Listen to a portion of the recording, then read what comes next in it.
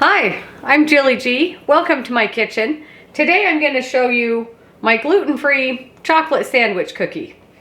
And it's very similar to a store-bought cookie that you can get, but of course mine will be gluten-free and sugar-free as well.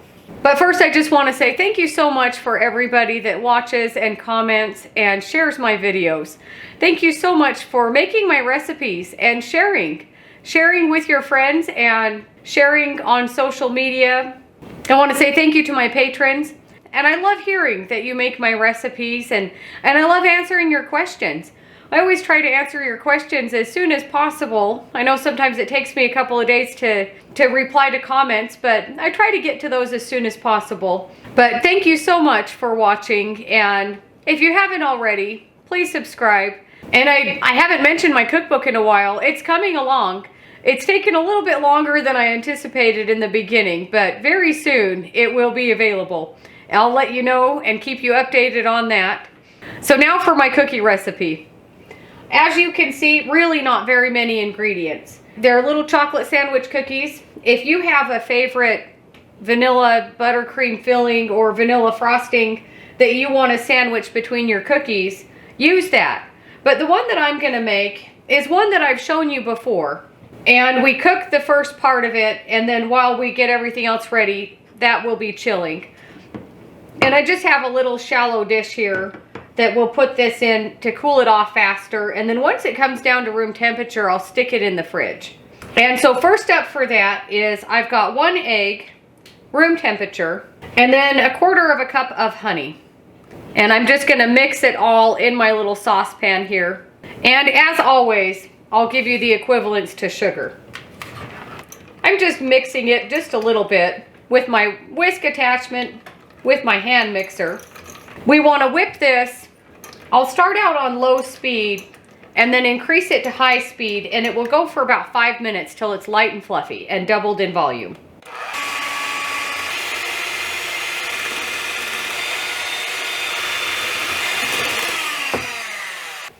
And then I just scrape the sides a little bit, and then we're going to cook this over medium heat until it's really thick.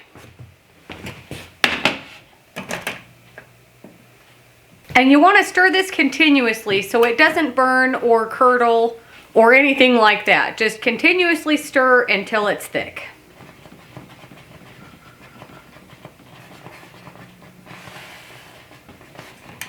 You can turn the heat down if you feel like it's boiling too rapidly.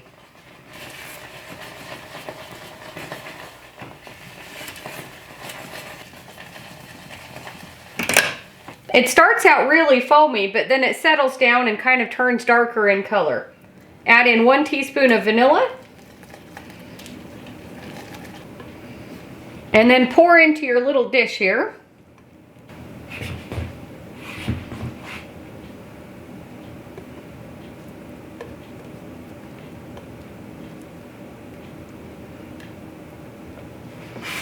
And you can see how much it cooks down. I'm just going to spread it out just so it will cool off a little bit faster. It really doesn't take very long. And then I will stick it in the fridge until I'm ready for it. I'm just going to set it over there to cool. So I've got 2 cookie sheets here lined with parchment paper. You can make these cookies as big as you want. You don't have to use a cookie scoop. Or you could even roll out the dough and cut it into circles. But I prefer the cookie scoop. I think it's the easiest. So for my dry ingredients, I have 1 1/4 cups of my gluten-free flour. I have 1 teaspoon of baking soda, 1/4 teaspoon of baking powder, and 1/4 teaspoon of salt, all in here. And then I have 1/2 cup of really dark cocoa powder. I know you can get the black cocoa powder, but this is really dark. I'll put a link for this below. And if you can't find this, just regular cocoa powder would work. And I'm just going to lightly whisk this together. You could sift it if you feel like you need to, but this is fine. Set that aside. I've made a mess here. And the rest of our ingredients, which isn't really very much at all.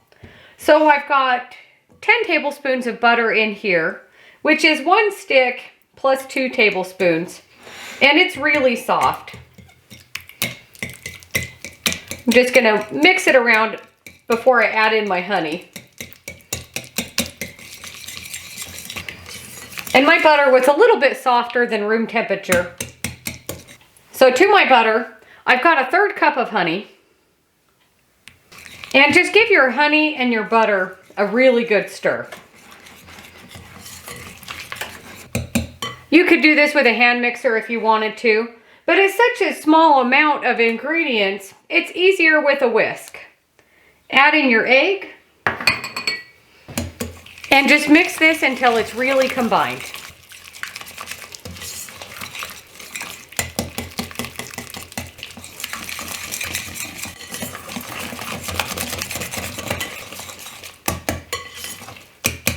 And if it looks a little bit chunky and separated, it's just fine. It will all come together when we add in our dry ingredients. And I'm just gonna go all in one. I should have taken my whisk out before I put in the dry ingredients.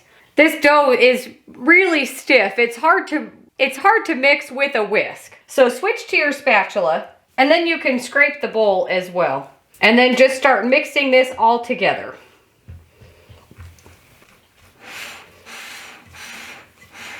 Scraping the bowl as you go. And you can see how dark this is actually turning out with that really dark cocoa powder. Make sure to scrape the bottom as well.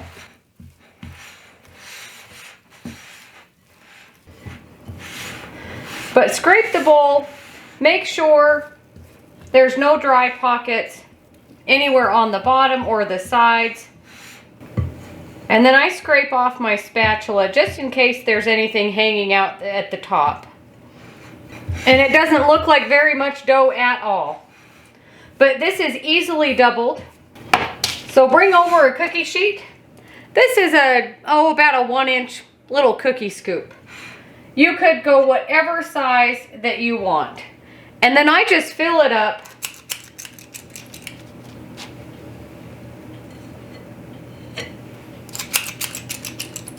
And just start making your little cookies.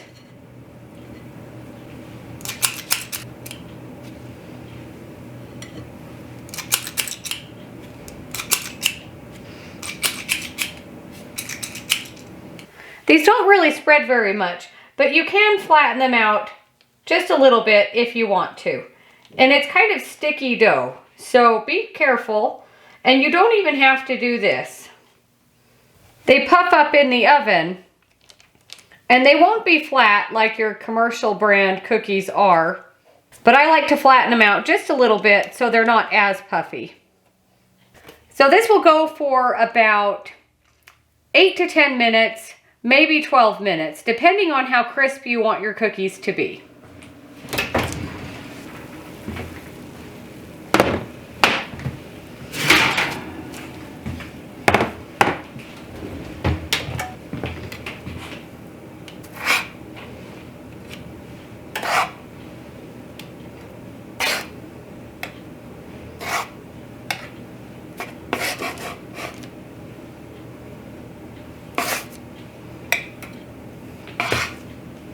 Be careful not to gouge your cookies when you're scooping them off.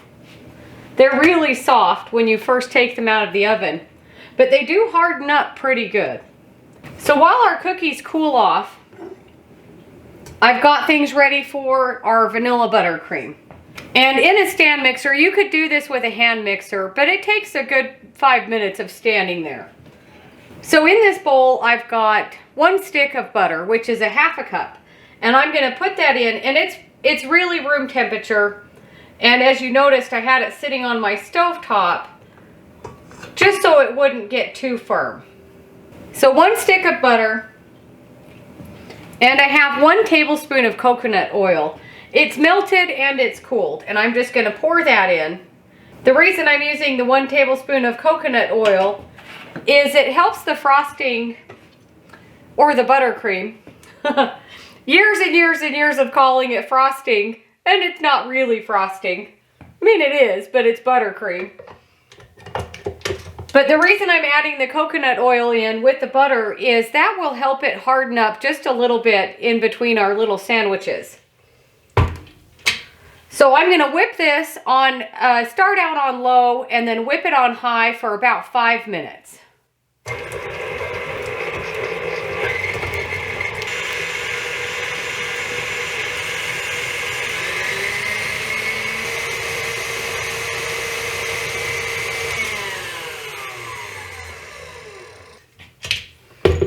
Scrape down the bowl.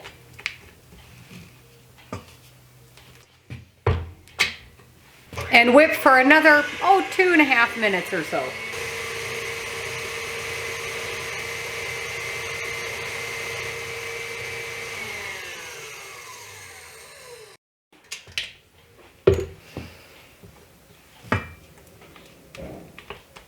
You can see how pale and light and fluffy our butter and coconut oil has gotten.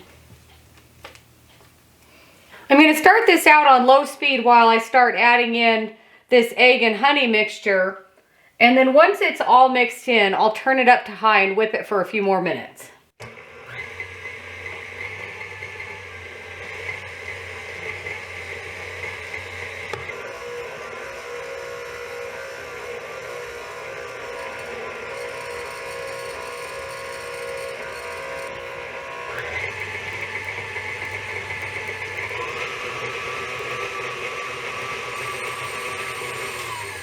Scrape down the bowl and the paddle. You'll notice along the sides and on my paddle, some of it kind of splattered and isn't getting mixed in.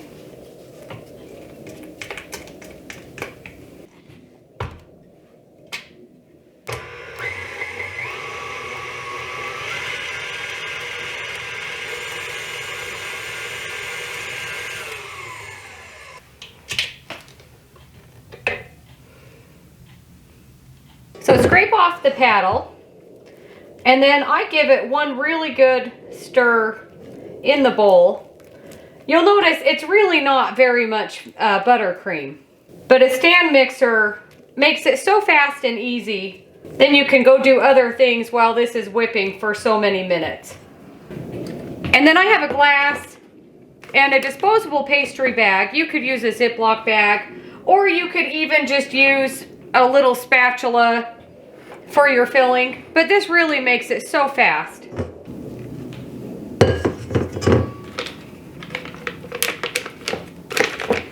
Have you ever bought something that you thought would be useful in the kitchen and is really not?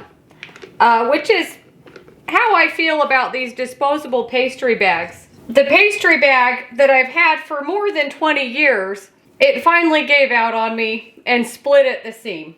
And one day at the grocery store, I saw these reusable bags, and I thought, oh, those might come in pretty handy, and I really don't like them at all. I should say the only thing I like about them is the convenience. And you'll notice how thick my buttercream is.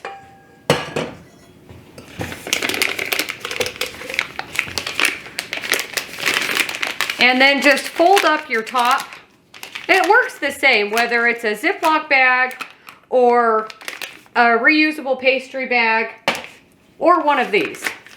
Which, even though they're disposable, I wash them and reuse them. So work it all down.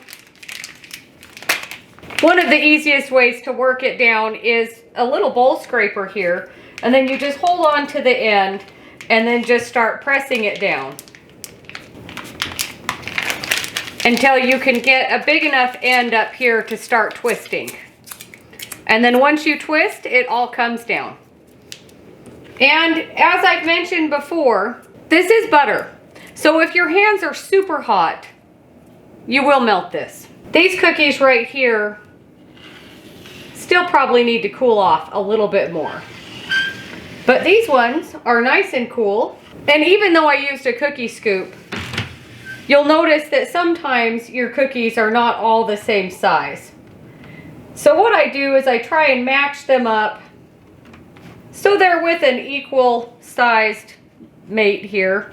So with your buttercream, again, you want a really good twist up here at the top.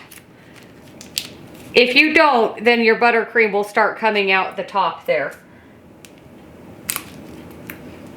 And then just go a little bit in the center.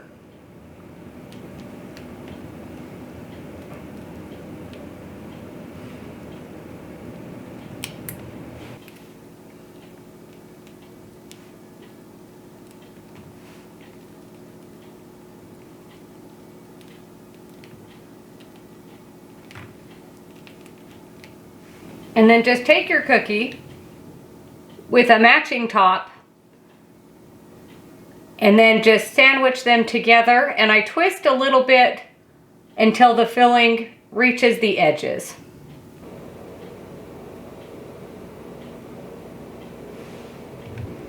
If you like more filling in the middle of your cookies, do that. You'll notice when they first come out of the oven, they seem a little soft, but they really do crisp up.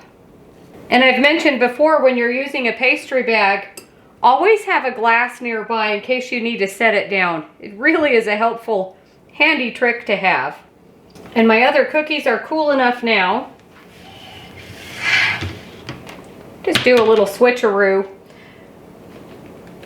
I didn't do as good of a job of flattening out my cookies as I did on the other ones. So these ones are a little more domed on top, which is just fine.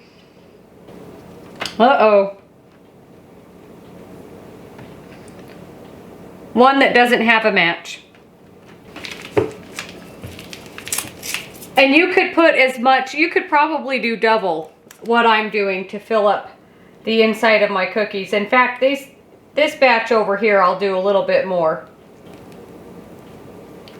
There. I'll leave myself a little open-faced chocolate cookie there. And then just match these all up.